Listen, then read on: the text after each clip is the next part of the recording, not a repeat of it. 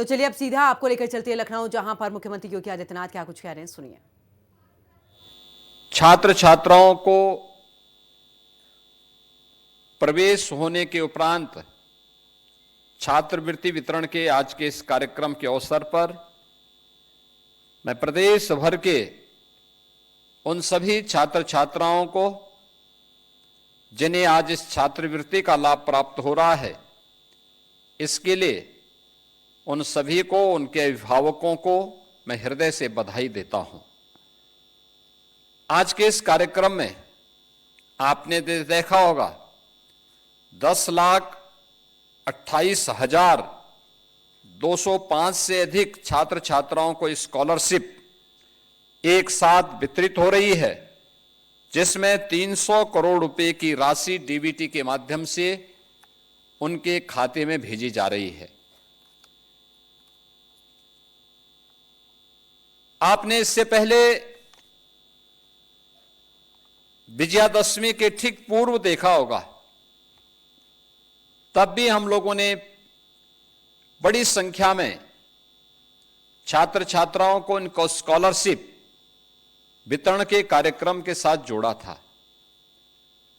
मेरा यह मानना था, अक्सर होता क्या था कि छात्रों को स्कॉलरशिप के नाम पर उनके साथ एक तो चयन की प्रक्रिया में भेदभाव होता था, दूसरा समय पे छात्रवृत्ति नहीं मिल पाती थी, तीसरा छात्रवृत्ति वितरण के बाद अगर किसी का चयन हो भी गया तो उस पैसा भी उन तक नहीं पहुंच पाता था। हम लोगों ने पहले प्रधानमंत्री जी के द्वारा भ्रष्टाचार पर प्रभावी प्रहार के लिए टेक्नोलॉजी का उपयोग करते हुए डीबीटी के माध्यम से हर छात्र छात्रा के अकाउंट में सीधे पैसा जाएगा, इस प्रणाली को प्रदेश में लागू किया गया। इसके उपरांत ये व्यवस्था बनाई गई कि छात्रों को हम लोग वर्ष के अंत में स्कॉलरशिप देने की बजाय अगर 2 बार में स्कॉलरशिप अक्टूबर के माह में और जनवरी के माह में उपलब्ध करवा देंगे, सभी छात्र इससे लाभान्वित हो जाएंगे। और मुझे प्रसन्नता है कि प्रभावी ढंग से ये कार्यक्रम प्रदेश के अंदर बड़े पैमाने पर आगे बढ़ रहे हैं और उसी का परिणाम है कि 2016-17 तक जब प्रदेश के अंदर केवल 46 लाख बच्चे इस स्कॉलरशिप का लाभ प्राप्त कर पाते थे, आज ये संख्या बढ़कर के 62 लाख तक पहुंच रही है। आप सोचिए कि 62 लाख छात्र छात्राएं एक साथ प्रदेश सरकार और केंद्र सरकार की स्कॉलरशिप की योजना से लाभान्वित होकर के अपने उज्जवल भविष्य के साथ वे कार्य कर रही हैं। आज का ये समारोह अपने इन होनहार प्रतिभाशाली छात्र छात्राओं को प्रोत्साहित करने के लिए और उनकी आगे की शिक्षा में किसी प्रकार का कोई व्यवधान न आने पाए, इसके लिए डबल इंजन सरकार के द्वारा प्रधानमंत्री मोदी जी के नेतृत्व में चलाए गए कार्यक्रम का ही यह एक नई कड़ी है। और उस कड़ी के क्रम में आज हम सब यहां पर अनुसूचित जाति जनजाति के 3,56,000 छात्र छात्राओं को 114 करोड़ 92 लाख रुपए यहां पर छात्रवृत्ति की उपलब्ध करवा रहे हैं। 97,000 से अधिक छात्र छात्राओं को जो सामान्य वर्ग के हैं, इनको 29 करोड़ 18 लाख रुपए की धनराशि इस छात्रवृत्ति से प्रदान किए जा रहे हैं। अन्य पिछड़ा वर्ग के 4,83,000 से अधिक छात्र छात्राओं को आज यहां पर 126 करोड़ 69 लाख रुपए की राशि आज उनके खातों में डीबीटी के माध्यम से दिया जा रहा है। और अल्पसंख्यक वर्ग के 90,758 छात्र छात्राओं को 27 करोड़ 16 लाख रुपए की राशि आज के इस स्कॉलरशिप के माध्यम से यहां पर डीबीटी के माध्यम से उनके अकाउंट में सीधे भेजी जा रही है। इसके पीछे सरकार की मंशा बहुत साफ है और वह ये कि जो प्रधानमंत्री जी कहते हैं कि ट्रांसपेरेंसी सरकार की कार्य पद्धति का हिस्सा बनना चाहिए। ये डीबीटी बेहतर टेक्नोलॉजी का उपयोग करते हुए आज उन छात्र छात्राओं को इसका लाभ प्राप्त हो, यह इस स्कॉलरशिप के माध्यम से भी उपलब्ध करवाया जा रहा है और समय पर स्कॉलरशिप मिले, जिससे वह छात्र छात्रा कहीं भटकने न पाए, कहीं उसको जाने की और सिफारिश कराने की नौबत ना आने पाए। यह भी सरकार की अपनी कार्य पद्धति का हिस्सा और सरकार ने उसके तहत इस व्यवस्था को प्रभावी ढंग से प्रदेश में लागू किया है। यह क्रम हमारा निरंतर चलेगा। अभी हम लोगों ने पोर्टल को जो ऑन करके रखा हुआ है, आपने देखा होगा कि गत वर्ष कुछ छात्रों ने पोर्टल में कुछ खामी के नाते या विद्यालयों की लापरवाही के नाते, संस्थानों की लापरवाही के नाते या लेट से एडमिशन होने के नाते बहुत सारी जगह अनुसूचित जाति जनजाति के कुछ छात्र स्कॉलरशिप से वंचित रह गए थे। हम लोगों ने इस बात को तय किया कि उन छात्रों को इस सुविधा का लाभ मिलना ही चाहिए और हम लोगों ने पोर्टल ऑन करवाया है। जैसे पोर्टल में सबकी एंट्री हो जाएगी, फिर एक समारोह के माध्यम से उनको भी हम सीधे स्कॉलरशिप का लाभ देंगे, जिससे कोई भी बच्चा छूटने ना पाए और अपनी पढ़ाई लिखाई बेहतर तरीके से आगे बढ़ा सकता है। हमें इस बात को ध्यान रखना होगा, जिसके बारे में बार बार बाबा साहब डॉक्टर भीमराव अंबेडकर जी बार बार कहते थे कि पढ़ लिख करके ही हम स्वावलंबन का जीवन भी व्यतीत कर सकते हैं और देश और अपने समाज के लिए भी कुछ कर सकते हैं। पढ़ाई लिखाई आवश्यक है, उसके लिए चाहे जिस भी स्तर पर होकर के हमें मेहनत करनी पड़े, हमने उसके लिए हमें मेहनत करनी चाहिए। और उस समय की परिस्थितियां, जब बाबा साहब डॉक्टर भीमराव अंबेडकर जी पढ़ाई कर रहे होंगे, उस समय की स्थितियां कुछ और रही होंगी। इतने संसाधन नहीं थे, तब भी उन्होंने उच्च शिक्षा अर्जित की। आज साधन की कमी नहीं, आज संसाधन का भी अभाव नहीं।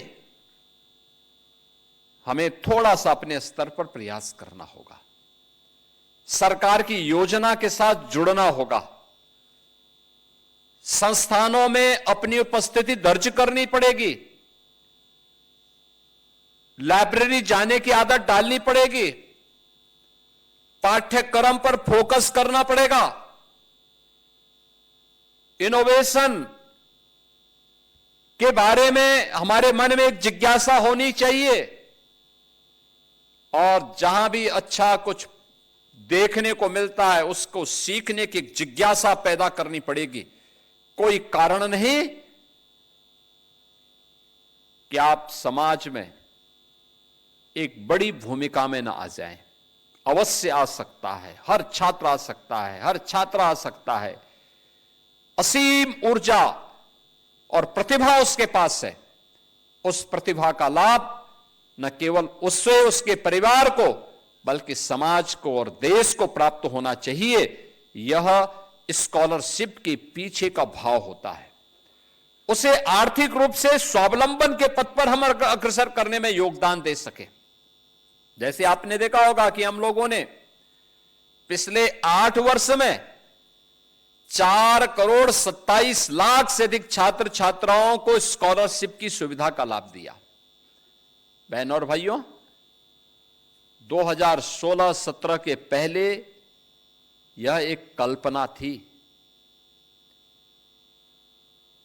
16-17 में तो तत्कालीन सरकार ने अनुसूचित जाति जनजाति की स्कॉलरशिप को ही हड़प लिया था, लाभ ही नहीं दिया, स्कॉलरशिप ही जारी नहीं हुई। हम लोग जब आए तो हमने दोनों वर्ष का फिर एक साथ स्कॉलरशिप उन छात्रों को उपलब्ध करवाई थी, क्योंकि छात्र तो प्रदेश का है, हम उसके साथ भेदभाव नहीं कर सकते।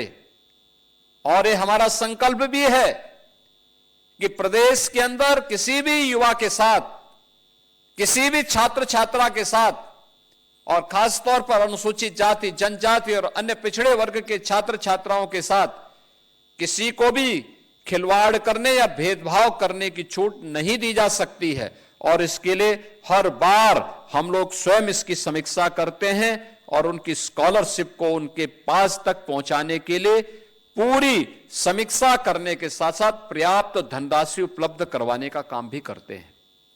आज पैसे की कमी नहीं, ईमानदारी से उन छात्रों तक उसकी सुविधा का लाभ प्राप्त हो सके,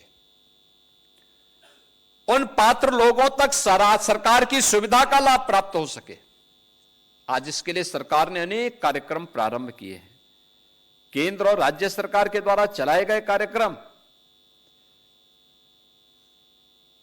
देश के अंदर तमाम संगठनों ने श्रमिकों को अपने राजनीतिक स्वार्थ के लिए भुनाया होगा,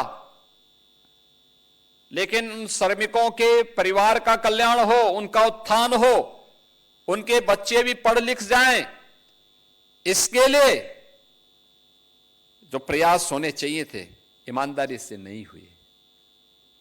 पहली बार श्रमिकों के बच्चों के लिए अटल आवासीय विद्यालय बनाए गए हैं। अटल आवासीय विद्यालय बेहतरीन कैंपस, वर्ल्ड क्लास कैंपस,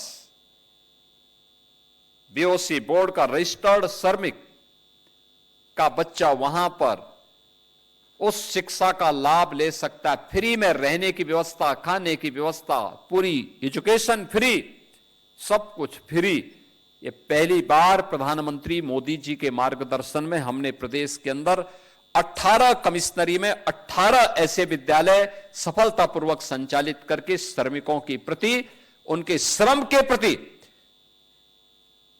कृतज्ञता ज्ञापित करने के लिए अटल आवासीय विद्यालय प्रारंभ किए हैं।